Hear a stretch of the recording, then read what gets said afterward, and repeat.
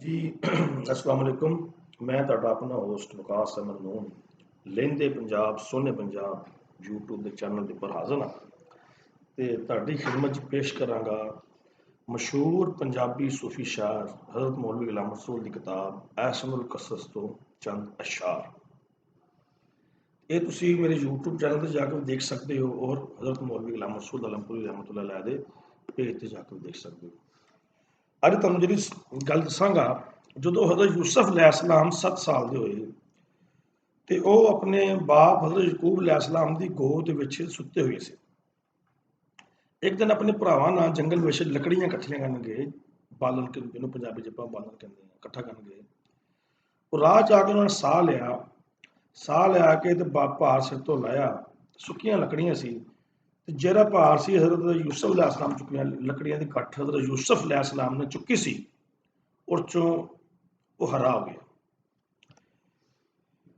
ਤੇ ਜਦੋਂ ਇਹ ਚੀਜ਼ ਦੇਖੀ ਯੂਸਫ अलैहिस्सलाम ਨੇ ख्वाब 'ਚ ਉੱਠ ਪਏ, ਉੱਠ ਕੇ ਆਪਣੇ ਬਾਪ ਨੂੰ ਦੱਸਿਆ ਕਿ ਮੈਂ ख्वाब ਦੇਖਿਆ। ਤੇ ਬਾਪ ਨੇ ਕਿਹਾ ਇਹ ख्वाब ਆਪਣੇ ਭਰਾਵਾਂ ਨੂੰ ਨਾ ਦੱਸਿਓ। ਤੇ ਇਹਨੂੰ ਹਜ਼ਰਤ ਮੌਲਵੀ ਗੁਲਾਮ ਰਸੂਲ ਆਲਮਪੁਰੀ ਰਹਿਮਤੁल्लाह अलैह ਆਪਣੇ ਅਲਫਾਜ਼ 'ਚ ਅਹਿਸਨੁਲ ਕਸਸ ਵਿੱਚ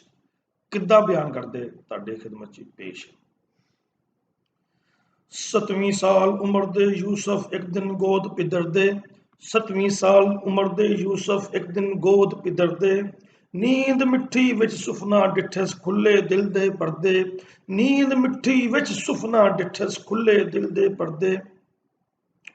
ਨਾਲ ਬਰਾਵਾਂ ਜੰਗਲ ਅੰਦਰ ਹੇਜ਼ਮ ਚੁਗਨ ਸਦਾਇਆ, ਨਾਲ ਬਰਾਵਾਂ ਜੰਗਲ ਅੰਦਰ ਹੇਜ਼ਮ ਚੁਗਨ ਸਦਾਇਆ, हेजम भार जमा कर सबना कस्त घरां सर चाया, हेजम भार जमा कर सबना कस्त घरां सर चाया, आंदियां विच राहे एक जा सबना भार उतारे, आंदियां विच राहे एक जा सबना भार उतारे, इसदा भार होया सो हरिया फुल गुल बरख खिलारे, इसदा भार होया सो हरिया फुल गुल बरख खिलारे, जेवें गुलजार चमन विच ताज़ा शाखां सब्ज सुहाइयां, ਜਿਵੇਂ ਗੁਲਜ਼ਾਰ ਚਮਨ ਵਿੱਚ ਤਾਜ਼ਾ ਸ਼ਾਖਾਂ ਸਬਜ਼ ਸੁਹਾਇਆ, ਭਾਈਆਂ ਭਾਰ ਪੇ ਵਿੱਚ ਸਜਦੇ ਕਰ ਅਦਾਬ ਅਦਾਈਆਂ, ਭਾਈਆਂ ਭਾਰ ਪੇ ਵਿੱਚ ਸਜਦੇ ਕਰ ਅਦਾਬ ਅਦਾਈਆਂ, ਯੂਸਫ ਦੇਖ ਹੋਇਆ ਹਾਲਾ ਉੱਠਿਆ ਉਬੜਵਾਇਆ, ਯੂਸਫ ਦੇਖ ਹੋਇਆ ਹਾਲਾ ਉੱਠਿਆ ਉਬੜਵਾਇਆ, सर मुंह अखी चुम पिदर ने लुत्फों गोद उठाया, सर मुंह अखी चुम पिदर ने लुत्फों गोद उठाया, फरजंदा की डिठो ख्वाबे की कुछ नजर आया, फरजंदा की डिठो ख्वाबे की कुछ नजरी आया, उठ खलोव्यों केवें बेसबरा की तनू दस्याया, उठ खलोव्यों केवें बेसबरा की तनू दस्याया,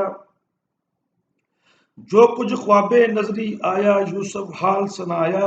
जो कुछ ख्वाबे नजरी आया यूसुफ हाल सुनाया, रख छुपा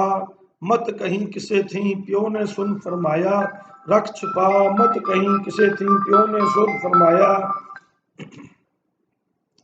मत ख्वाब होवे फरजंदा, मत ख्वाब होवे फरजंदा, तै हक आफत भारी, सुन के गैरत खावन भाई तै पर करन कहारी, सुन के गैरत खावन भाई तै पर करन कहारी, भाइयां पास कहा बुल यूसुफ इस सुफने दे हालों, भाइयां पास कहा बुल यूसुफ इस सुफने दे हालों, सुन भाइयां तबीर न लब्बी जातस वहम ख्यालों। ਯਾਕੂਬ अलैहिस्सलाम ने मना ਕੀਤਾ ਸੀ ਕਿ ਆਪਣੇ ਭਰਾਵਾਂ ਨੂੰ ਨਾ ਦੱਸਿਓ, ਪੁੱਤਰ ਤੇ ਕੋ ਸੜਨਗੇ, ਮਗਰ ਯੂਸੁਫ अलैहिस्सलाम ਭੁੱਲ ਗਏ, ਭਰਾਵਾਂ ਨੂੰ ਦੱਸਤਾ ਤੇ ਭਰਾਵਾਂ ਨੇ ਤਬੀਰ ਨਹੀਂ ਲੱਭੀ, ਉਹ ਵਹਿਮ 'ਚ ਪੈ ਗਏ। ਤੇ ਉਮੀਦ ਕਰਾਂਗਾ ਤੁਹਾਨੂੰ ਪਸੰਦ ਆਏਗਾ। ਅੱਜ ਤੱਕ ਕਲਾਮ ਜ਼ਰੂਰ ਦੇਖਦੇ ਰਹੋ। ਲਹਿੰਦਾ ਪੰਜਾਬ ਸੋਹਣਾ ਪੰਜਾਬ।